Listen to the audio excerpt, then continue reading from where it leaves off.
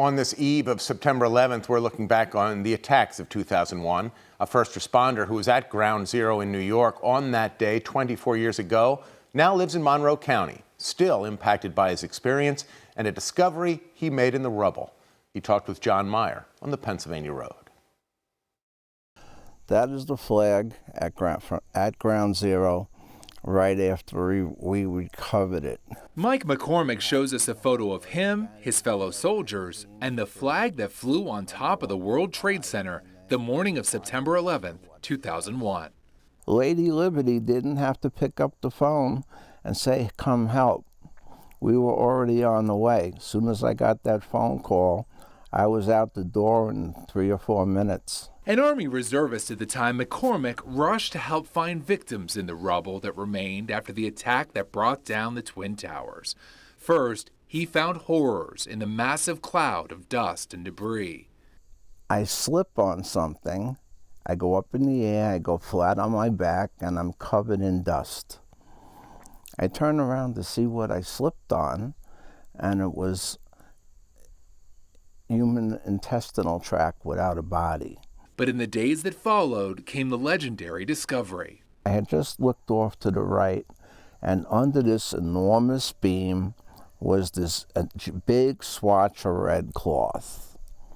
And I said, "Oh my God, that looks like it's a woman's dress." As we dug, we had seen a corner of the blue, then one of the little pieces of the star, and we knew it was a flag.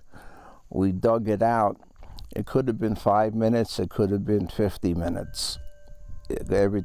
Time stops. What they found would become a symbol of inspiration in dark days. I think the one thing that makes other countries dislike the United States is because we are at our very best when things are at their worst. Now, a state constable living in Monroe County, McCormack shows us a table of honors he received for those efforts. But like many other first responders working during this disaster, his health carries the consequence.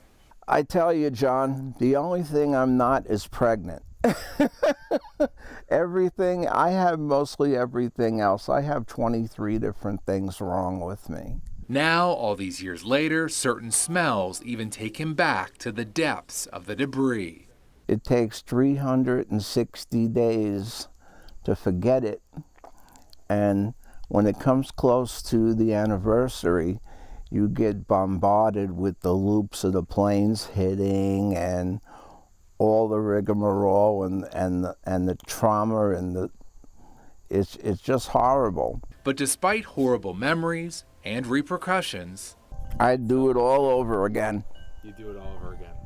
In a heartbeat. He found a flag, peace for victims' families, and an American pride still strong 24 years later. Jon Meyer, Newswatch 16 on the Pennsylvania Road in Monroe County.